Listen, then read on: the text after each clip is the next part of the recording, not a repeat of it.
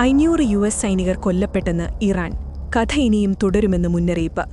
റഷ്യയും ചൈനയും മാറി നിൽക്കുമ്പോൾ ഇറാൻ ആക്രമണം അഴിച്ചുവിടുന്നു.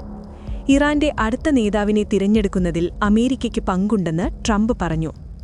യുദ്ധം ആരംഭിച്ച് 5 ദിവസത്തിനിടെ 500 അമേരിക്കൻ സൈനികർ കൊല്ലപ്പെട്ടെന്ന് Iran. Iran supreme national security council secretary Ali ലാരിജാനിയാണ് ഇക്കാര്യം വ്യക്തമാക്കിയത്.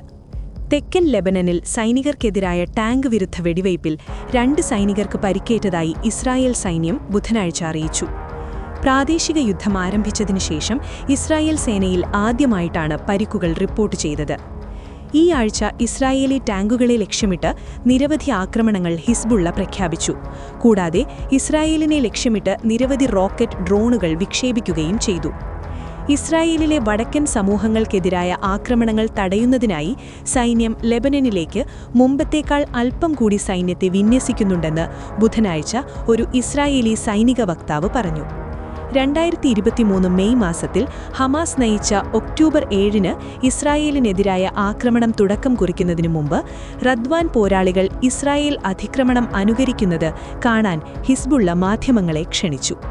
ഇസ്രായേൽ പ്രധാനമന്ത്രി ബെഞ്ചമിൻ നെതന്യാഹുവിന്റെ കോമാളിത്തരങ്ങളിൽ US പ്രസിഡന്റ് ഡൊണാൾഡ് ട്രംപ് വീണുപോയെന്നും ഇറാനുമായുള്ള അന്യായമായൊരു യുദ്ധത്തിലേക്ക് അദ്ദേഹം അമേരിക്കൻ ജനതയെ വലിച്ചിഴയ്ക്കുകയാണെന്നും എക്സിൽ പങ്കുവച്ച പോസ്റ്റിൽ ലാരിജാനി വ്യക്തമാക്കുന്നു. കഴിഞ്ഞ കുറച്ചു ദിവസങ്ങൾക്കുള്ളിൽ മാത്രം 500-ലധികം അമേരിക്കൻ സൈനികർ കൊല്ലപ്പെട്ട സാഹചര്യത്തിൽ അമേരിക്കയ്ക്കാണോ അതോ ഇസ്രായേലിനാണോ ഇപ്പോഴും മുൻഗണന നൽകേണ്ടിയിരിക്കുന്നതെന്ന് അദ്ദേഹം ഇനി കണക്കുകൂട്ടേണ്ടിയിരിക്കുന്നു, ലാരിജാനി പറഞ്ഞു. കഥ ഇനിയും തുടരും. ആയത്തുള്ള അലി ഖാംനെയുടെ രക്തസാക്ഷിത്വത്തിന് നിങ്ങൾ കനത്ത വില നൽകേണ്ടി വരുമെന്നും അദ്ദേഹം വ്യക്തമാക്കി. അതേസമയം 6 US സൈനികർ മാത്രമാണ് കൊല്ലപ്പെട്ടത്. ഇതിൽ 4 പേർ കുവൈത്തിലാണെന്നും പെന്റഗൺ അറിയിക്കുന്നു. ശനിയാഴ്ച USഉം ഇസ്രായേലും ഇറാനെതിരെ ആക്രമണം അഴിച്ചുവിട്ടു. ഈ സംഘർഷത്തിൽ കുറഞ്ഞത് 6 US സൈനികരുൾപ്പെടെ 1000-ലധികം പേർ കൊല്ലപ്പെടുകയും മിഡിൽ ഈസ്റ്റിലുടനീളം നാശനഷ്ടങ്ങളും അസ്ഥിരതയും ഉണ്ടാക്കുകയും ചെയ്തു.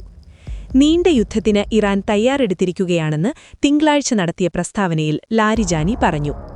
ഇറാന്റെ അടുത്ത നേതാവിനെ തിരഞ്ഞെടുക്കുന്നതിൽ അമേരിക്കയ്ക്ക് പങ്കുണ്ടെന്ന് US പ്രസിഡന്റ് ഡൊണാൾഡ് ട്രംപ് വ്യാഴാഴ്ച റോയിട്ടേഴ്സിനോട് പറഞ്ഞു.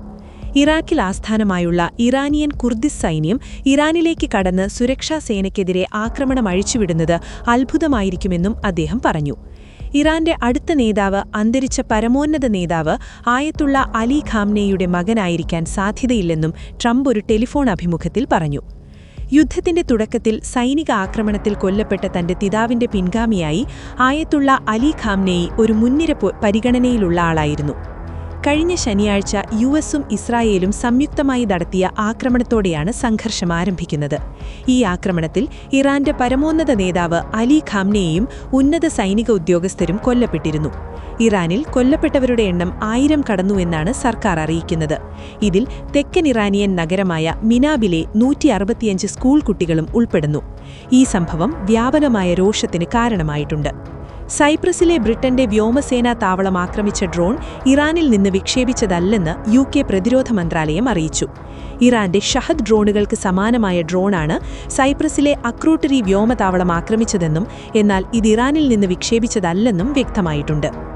തെഹ്റാനെതിരായ US-ഇസ്രായേൽ യുദ്ധം രൂക്ഷമാകുമ്പോൾ ഹോർമുസ് കടലിടുക്കിലൂടെ അസംസ്കൃത എണ്ണയും ഖത്തറിന്റെ ദ്രാവിക പ്രപഞ്ചവാതക കപ്പലുകളും സുരക്ഷിതമായി കടന്നുപോകാൻ അനുവദിക്കുന്നതിനായി ചൈന ഇറാനുമായി ചർച്ച നടത്തുകയാണെന്ന് 3 നയതന്ത്ര സ്രോതസ്സുകൾ പറഞ്ഞു. വ്യാഴാഴ്ച 6ാം ദിവസത്തിലേക്ക് കടന്ന യുദ്ധം നിർണായകമായ കപ്പൽ യാത്രാപാത പൂർണ്ണമായും അടച്ചുപൂട്ടി.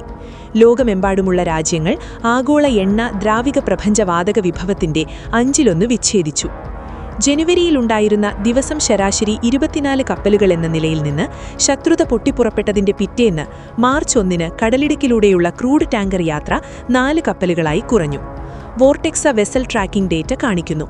വോർടെക്സയും കപ്പൽ ട്രാക്കർ കെപ്ലറും പറയുന്നതനുസരിച്ച് 300ഓളം ഓയിൽ ടാങ്കറുകൾ കടലിടുക്കിനുള്ളിൽ തന്നെയുണ്ട്.